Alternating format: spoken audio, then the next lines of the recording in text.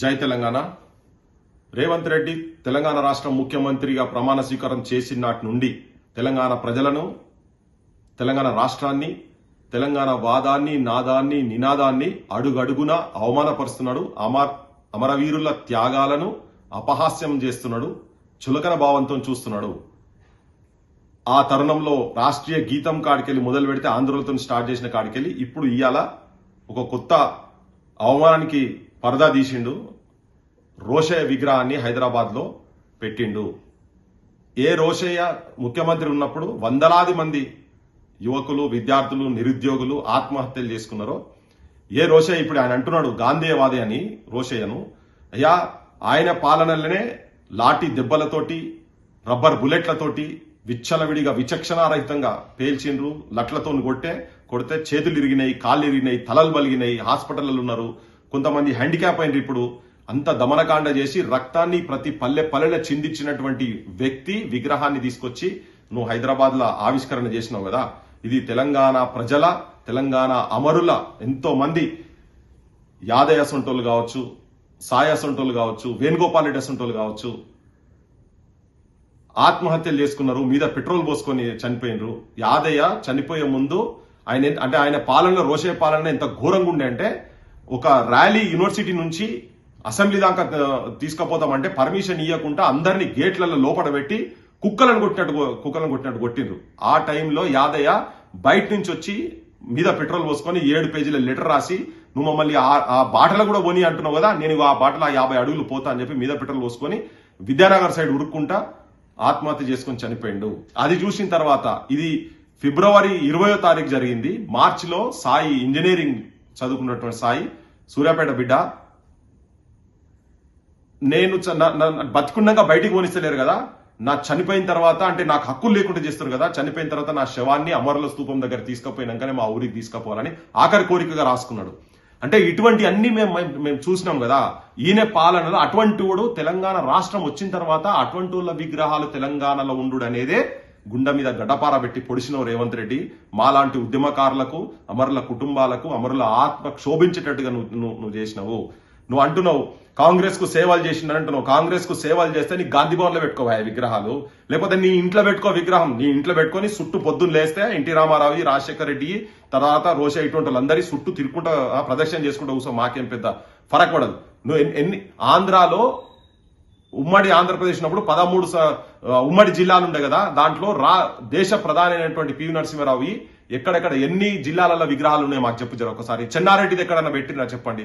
మరి వాళ్ళు కూడా ఆంధ్రప్రదేశ్ ముఖ్యమంత్రులే కదా, వాళ్ళు ఏమో అక్కడ ఉండయి, వాళ్ళే ఆంధ్రప్రదేశ్ సంబంధించిన నాయకులు మాత్రం తీసుకొచ్చి ఇక్కడ విగ్రహాలు పెడుతుంటారు. ఇప్పటికీ కూడా ఆయనే ఈ రేవంత్ రెడ్డి ఒకవేళ నువ్వు విగ్రహాలు పెట్టదలుచుకుంటే, రోషయ్యకు సంబంధించినటువంటి సామాజిక వర్గానికి సంబంధించినటువంటి వ్యక్తి భూపతి కృష్ణమూర్తి గారు జీవితాంతం తెలంగాణ గురించి, ఆయన నిజమైన గాంధేయవాది. రక్తం కళ్ళ చూసేటోడు, లాఠీ చార్జీలు చేపించేటోడు గాంధేయవాది కాదు నాయన. సో భూపతి కృష్ణమూర్తి గారు అసంటోళ్ళే కావచ్చు, జీవితాంతం తెలంగాణ ప్రజాసమితి అనుకుంటూ తిరిగిండు, లేదు ముచ్చట సత్యనారాయణ గారిది కావచ్చు, కేశవరావు జాదవ్ గారిది కావచ్చు, ప్రతాప్ కిషోర్ గారిది కావచ్చు, రఘువీర్రావు గారిది కావచ్చు, ఇటువంటి వాళ్ళే పెట్టు. లేదు నువ్వు మొత్తం చనిపోయినటువంటి కుటుంబాలు, ఓల్డ్ సిటీకి వెళ్ళి ర్యాలీ వచ్చేటప్పుడు 69 మూవ్మెంట్ లో శంకర్ అని ఒక విద్యార్థిని కాల్చి చంపిండు, అతన్ని తీసుకొచ్చి నువ్వు అమరుల స్తూపంకు 500 మీటర్ల లోపటనే నువ్వు రోషేది పెట్టావు కదా, కానీ శంకర్ అసంటోళ్ళకి తీసుకొచ్చి విగ్రహం నువ్వు అక్కడ పెట్టు. తెలంగాణ ముఖ్యమంత్రి రేవంత్ రెడ్డి ఆంధ్ర పాలకుల చేతులలో, ఆంధ్ర కాంట్రాక్టర్ల చేతులలో చెంచాగా మారిపోయింది. అసలు ఈయన ఫస్ట్ నుంచి అంటే ఒక తెలంగాణ వ్యతిరేకి, తెలంగాణ ఉద్యమంలో పాల్గొన్నటువంటి వ్యక్తి, తెలంగాణ గురించి చనిపోయినటువంటి శవాల దగ్గర కూడా పోనటువంటి వ్యక్తి, బెల్లెల్త లాంటి వాళ్ళు ముక్కలుగా నరుకుతున్నప్పుడు కూడా, ఆ దమనకాండ జరుగుతున్నప్పుడు ఆంధ్ర పాలకుల చేతుల నుండి తెలంగాణ ఉద్యమకారుల మీద తుపాకులు పట్టుకొని తిరిగినటువంటి వ్యక్తి ముఖ్యమంత్రి అయితే, తెలంగాణ ప్రాంతంలో రాజ్యం ఇట్లనే ఉంటది, వాళ్ళ పాలన ఇట్లనే ఉంటది. తెలంగాణ విద్యార్థి యువకులకు నేను విజ్ఞప్తి చేస్తున్నా, ఈ దుర్మార్గమైనటువంటి ఆలోచన ఉన్నటువంటి ఈ ముఖ్యమంత్రిని ఆలోచన విధానాన్ని గ్రహించండి. ఉద్యమకారులకు కూడా చెప్పదలుచుకున్నా నేను, ఇటువంటి పరిపాలన అంటే మనకు చేత కాదు అనుకుంటున్నాము ఈ ముఖ్యమంత్రి, కానీ తెలంగాణ ప్రజలు అన్ని గమనిస్తున్నారు. నీ బ్రోకరేషాలు, నీ ఆంధ్ర పాలకులకు అడుగుల మడుగులొత్తి మోచేతి కింద నీళ్లు తాగేటిది తెలంగాణ వచ్చిన తర్వాత కూడా నువ్వైతే కంటిన్యూ చేస్తున్నావు కదా, ప్రజల లోపల రిజిస్టర్ అవుతుంది.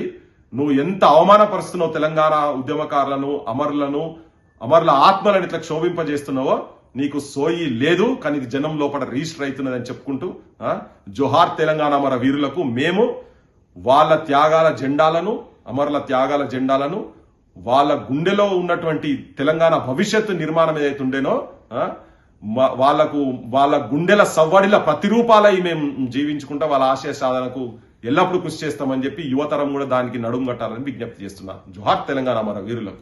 ఒక దిక్కు కాసు బ్రహ్మానందరెడ్డి ఎవరి హయాంలో 369 మంది విద్యార్థులను చంపిండో అతని విగ్రహం ఇక్కడ హైదరాబాద్ నడిబొడ్డులు ఉంటే తీసేయాలని చెప్పని ఒక దిక్కు మేము మాట్లాడుతున్నాము.